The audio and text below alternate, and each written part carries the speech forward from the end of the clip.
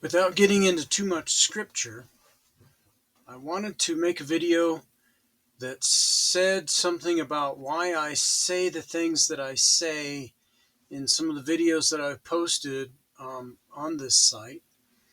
Um, in particular, the stuff to do with religion. Because that and a few other things are closely connected.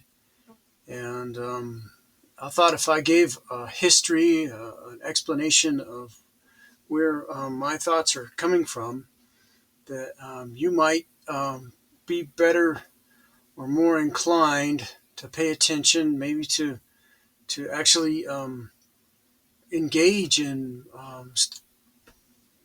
analyzing the things that I'm talking about and arrive at the truth for yourself.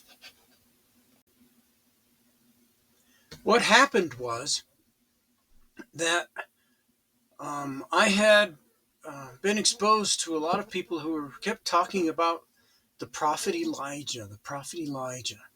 Elijah's going to come again, Elijah's going to come again, and all these different things they were saying about Elijah. So I started thinking, okay, what's Elijah's story? And I took it from there because it occurred to me that it was possible that there was some kind of correlation between the outpouring of the Spirit at Pentecost and where Elijah called fire down from heaven. And so I looked into that and I compared those two things, trying to mesh them together, and discovered that actually there is a correlation, that the entire book of Acts is basically the stories of Elijah and Elisha, those two prophets. And uh, at first, I put out a video called "Who is Elijah?" when I discovered it, because my idea was to say, oh, you shouldn't expect Elijah to come back because he sort of already has, because look at the story in Acts and then how it works out that this is Elijah. And so therefore I said, who is Elijah to these people who were kept expecting Elijah? And then later on, I always knew that the correlation continued through the story of Elisha, but I had not made a video about that. So I made a video called "The Two Witnesses," which is more about the entirety of, well, at least through the first part of Acts. It doesn't. The correlation continues for a long way. I have traced it through actually in Acts, where the death of Herod, there is a correlation, that it does continue through at least there. And so I was in the midst of my own wondering about whether God could be real and all those different things, because of course this came at a time in my life when I was wondering those things. I was able to discover that, oh yeah, it wasn't the Herod you think about, but Herod did actually die that way. And so he began to think, wow, um, there may be something to this. And, not to mention that the rest of the correlation didn't already uncover something, but we're talking about literary criticism here. So it could just as easily be, and it doesn't have to be anything about God or your personal faith or whatnot. You, if you look upon these things that I'm talking about just as points of literary criticism, so that the author of Acts, or Luke as well, because they're assumed to be the same author, would be saying something, conveying ideas. And so then those ideas are only brought forward in the subtext that you discover when you see the correlation. Such as how Paul is not favorably looked upon by the author of Acts, even though, it's the story of Paul is what basically most of Acts is. But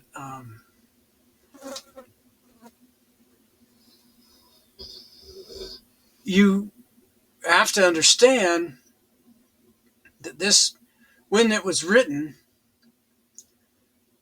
Paul was the main influencer of the world in terms of the definition of Christianity and what Christianity would be, what the movement would be, what I don't know if we even want to call it Christianity, because that makes it sound like it's related to what modern day Christianity is, what evangelical Christianity, for instance, would call Christianity.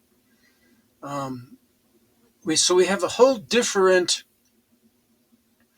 take on what Christianity is in the early days, which caused me to do more investigation. It changed my faith, for one thing. I couldn't accept some of the things that I had believed previously, not anymore. I became a universalist. And then as I went along, the universalism that I discovered was just even more backed up when I began to see the entire Bible differently.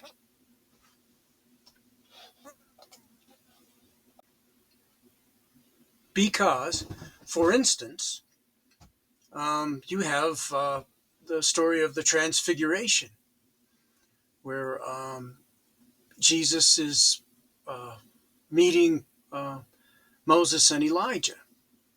And as a result of that, and talking to the disciples that were with him, he says, you need to understand that Elijah has come. And the author of the gospel gives their own opinion and says, well, that's John, as a narrator. But when you know this subtext, you realize it's most likely not talking about John, but it's actually talking about the Spirit that's in Jesus, that he was baptized with when John baptized him. And that actually the Gospels and the story they are that Spirit's story rather than the man Jesus' story. I know that's a lot to accept, but then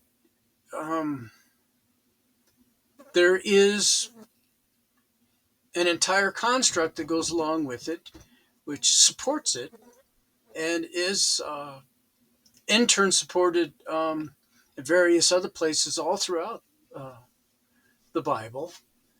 And that's what I've been bringing forward.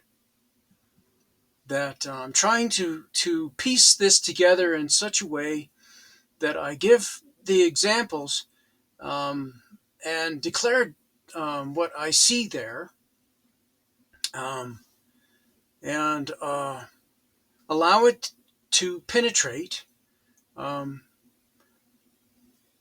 because I figured that people will discover it for themselves if they will pay enough attention, that is, to listen to what's being said and take it in and ruminate about it, because I think that then they will see some of the points, at least, that I have